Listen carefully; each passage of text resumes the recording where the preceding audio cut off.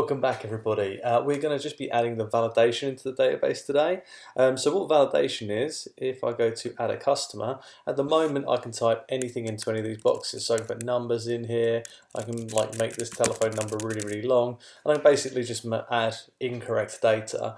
And what I'm going to do is I'm going to add in some checks on these fields so that I can't actually do that, because at the moment if I press OK, that's going to go into the database and that's going to cause all sorts of issues later on because the data is wrong. So we're going to add some checks onto this, some validation checks to stop this sort of thing happening. So we're going to add 3 checks to the top of our database here. So before we do anything else, we're going to do it as 3 different functions. We're going to first of all create a function called string validation, and this is going to check if my user has actually put in a string, basically what they've put in as letters. So what we can do is we can use this for names and things like this. And the argument it takes is a string, so it's the name of it, string validation, and it takes a string. And what we do is we do valid equals a string dot is alpha. And what will happen here is alpha is a function which will check if whatever I have in here is actually a string, basically. And if it is, it's going to turn valid into true, and if it's not, it's going to turn it into false. So I'm going to do if valid, we're going to return true back to our main program, else we're going to return false. It's important to make sure we return true and false here because we're going to be checking these true and falses, okay? So basically this is just shorthand for saying if valid equals true. I can just do if valid here, and then I'll return true to my program. But if it isn't an alpha, it's going to return false, and then I know that someone's put a number in when they should have put a letter in. So if they're writing a name, they've obviously made a mistake. Or most likely is they've made a mistake. You know, there are obviously some really specific circumstances where they'd need to be a bit more nuanced than that. So what we're going to do now is we're going to do the same thing again, but this time we're going to check if something's a number or something's an integer. So we're going to do another function here called int validation, and this one takes a int, or it should be an int, but we're not going to split hairs on that. And it basically works exactly the same as before. So valid equals a int, and then we're going to use isDigit. And you might have guessed it, but isDigit will check that for me and tell me whether or not it's an integer, basically. And we do the same again. If valid, return true, else return false. Okay, so this will check my strings and this will check my whole numbers for me. So I could more or less get away with that, but I also want to, there's one specific field which is the phone number, which means to check if it's integers first of all, and then we need to check the length of it. So phone numbers, UK phone numbers and mobile numbers are always 11 digits. So if you've got an area code and a phone number, and the actual phone number, that is going to equal 11 digits. If you've got a mobile number, that's going to equal 11 digits as well. And we take a phone number here, so we need to actually do a validation check for that as well. So we're going to do it as phone validation, and that takes a phone number.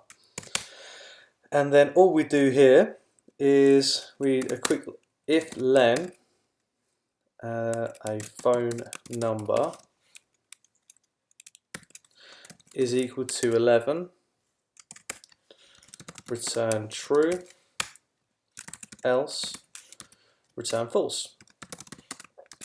Okay, so these are our 3 checks that we're going to start with here. I'm just going to title it up. So this one here is going to check strings. This one here will check ints, and this one here will check the phone length. Check phone num length. And we can use these 2 in combination to check if the phone number is an integer and it's the correct length. So now we're going to go into the actual adding a customer. I'm going to show you how these work. So at the moment this is our add customer function. Now we've got a number of things that we can do here to make this as accurate as possible. The first thing we should do is have the ID be generated by the system itself and not by the user, because we don't want any 2 IDs to be alike. So we'll do that. We're going to do exactly the same as what we did with the order number. So in database, I've got a new TXT file called customer number. Inside it, I need to put the number 0 and save it. And this will start at 0, and it will start by assigning my customers the ID of 0. And every time I get a new customer, it'll increment that so everybody gets a unique ID. And then this ID and the product ID, we'll be able to use both of them to be able to search customer and all of their products to find all their orders. But we'll go through that in the queries bit. So it doesn't matter if this ID is the same as a product's ID, because it's going to be kept in 2 separate positions. I hope that makes sense. But anyway, before we, because this is going to affect positions and things like that, we're going to do this before we use our validation checks. So in the else part here, before we actually open this customers.txt, what we want to do is we want to take the code, so it's exactly the same as the code which is in the order bit. So this bit here, which is, if you go into your order, we're going to take that exactly as it is, where it opens the order number and then it changes it. So I'm going to take that and I'm going to place it in my else statement here. Now a few tweaks, and just making sure that that is in line. With a few tweaks, this will work on our customer number. So I'm going to open the customer number, that's my text file, in read mode. I'm going to save the number that's in it as customer number, and then I'm going to close it. Then I'm going to open customer number again. This time I'm going to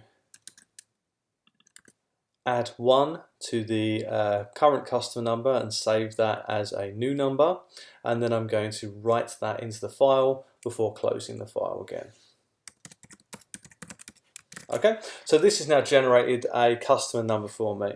Now before I write my file here, so obviously now I'm opening customers. At the moment it writes the ID for me, but I want to write the ID here. So I'm just going to do that. So underneath my file equals open, I'm going to do file.write, and I'm going to write a string, and it's going to be customer number plus a comma. So the first thing that happens on that line is the generated customer number gets written, and then it will go through all the other data. Now, because I've done this now, I no longer need, as part of my add customers, I don't need this ID field. So I'm going to, in my field names, I'm going to get rid of ID because I'm going to generate that, so whoever's entering the data doesn't need to enter it in anymore. And then on my customer data bit here, this first field, which is just a 0, that was actually the placeholder data for the ID. So I can delete that now. So I should have 4 field names, and then 4, so I've got 3 blank spaces, and my last one is pre-populated with 07. So with that said and done, I'm now generating a new unique customer number for each user. So that's good validation in itself. So now what I want to do is, before I do any of this writing, so at the moment I am opening and writing customer details and things like that. Before I do anything, once I get that customer data, I want to check every single part of it. And I've just coded the functions which are going to allow me to do that. So what I want to do is I'm going to first of all check the first name. So first name check, F name check, and that is going to equal string validation. And the string I want to validate is the first name. Well, the first name is held in customer data in the first position. So customer data 0 is what I'm going to check there. So customer data 0. So what will happen is we'll run this, and then it will return true or false to F name, and we can check that in a minute. I'm going to do exactly the same now for surname check, and that's going to equal string validation. So I want to check that that's a string, but this time I'm going to look in position 1. Now I need to do the same again for county check, and this is going to be another string to validate, and that's going to be position 2. And the last one is going to be the phone number check. So we're going to first of all check we're going to check it's an int first of all. So phone int check, and we want to do int validation. and we are going to be checking customer data 3 because that's the phone number. So that checks that it's an int first of all, and then we want to do phone len check. So this is going to check the length of it, and then we're just going to call the phone validation, and we're going to check customer data 3 again.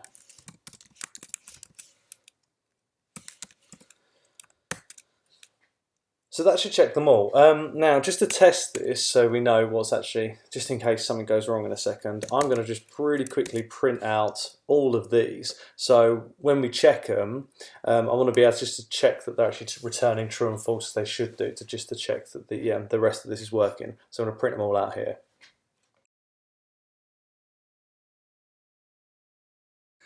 So that's going to print us out so we can just see it, and we can get rid of that in a minute, but it's just good to have it to check it just in case a mistake has been made. Mistakes happen, so it's good to know where the mistake is.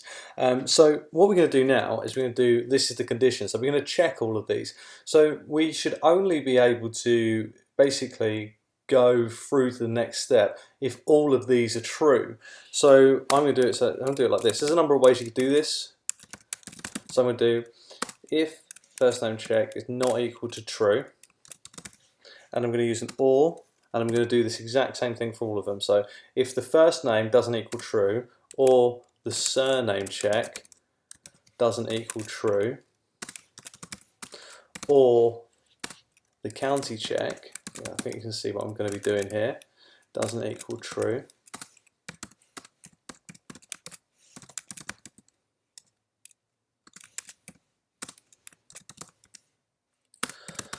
or the phone len check doesn't equal true. Okay, so I've got my condition here. So basically, all of these have to be true in order to get through this part here. So if any of these are not equal to true, I'm going to say there's been an issue and you need to do it again. So I'm just going to call a message box, and I'm just going to say invalid entry, check your data and re-enter the customer details. And then I'm just going to recall the add customer. So that's recalling the whole add customer. Unfortunately, it won't save their previous information. We could do that, but it's not going to take too long just to retype it. So if any of those equal false, we've failed this check, and we need to tell them they've failed it, and we need to give them another shot at it. If none of those are equal to false, that means they are all equal to true, and that means that we're now ready to do this part here. So underneath here, we've actually already coded it. We want to take all of this that we've got here, and this is what's going to happen. We create a new number, a new customer number, we open the customers txt, we write their data in, and we close the files. So I'm going to highlight all of that, format and indent region, so it all happens under the else. Okay, so let's test this and see if it works. Okay, so I've just added it to the add customer. So if we go to this check here, and then we're going to just type it in. Let's type it in correctly first of all and see if that actually works.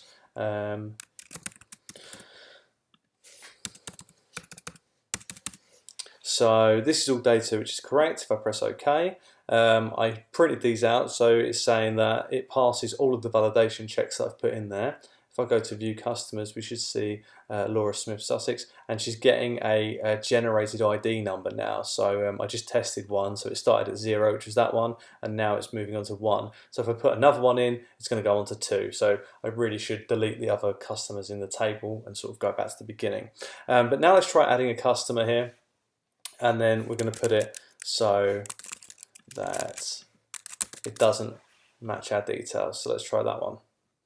So here we go, so it's, we've got it here, so only one of those passed, the rest of them are false. Invalid entry, check your data and re-enter the customer details. Let's press OK. Let's just cancel out of that and then view the customers to see. So that one didn't get added. So we know our validation checks are working for that part. So now let's go back into it and add this again for the products. Okay, so we're going to go to the add products bit now. So you can see here we've got an ID for the add products again. You can go and do the the same thing we've done previously to generate a product ID that way using a text file if you like. I'm going to keep it this way just in case there's like in this example, maybe there's a specific manufacturer ID that needs to be entered or something along those kind of lines. Basically, I've shown you how to do that, so you can go back and do that if you like. So what we need to do now is we're going to do exactly the same thing again here. So once we've entered the data, we're going to check. So this needs to be an integer, this is a string, this is an integer, and this is a string. So it's int string checks. So I'm going to do ID check equals int check, and then that is going to be product data 0.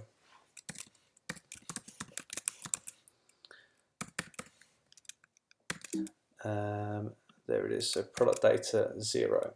So that checks that that's a ID. That checks that that part there is an integer.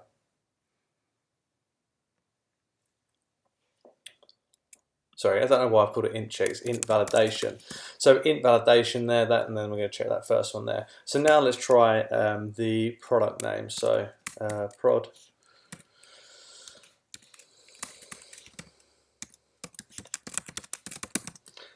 product name check, and it's going to be string validation, and this one takes product data 1.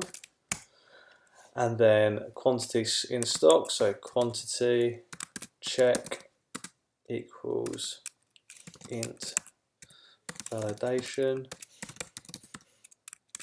product data 2, and manufacturer is a string, so manufacturer capital F in there, manufacturer check equals string validation product data 3. Oh, make sure you spell product right. Okay, so and these are the only checks I need to do. Like I say, you can generate the ID if you want, based on the same system we did for the customers and the orders. Okay, but we're just going to do it this way so that we can add an ID if we've got a specific one from the manufacturer. And then we're going to do the same if statement again. So if and then we do the ID check is not equal to true, or product name check is not equal to true, or the quantity check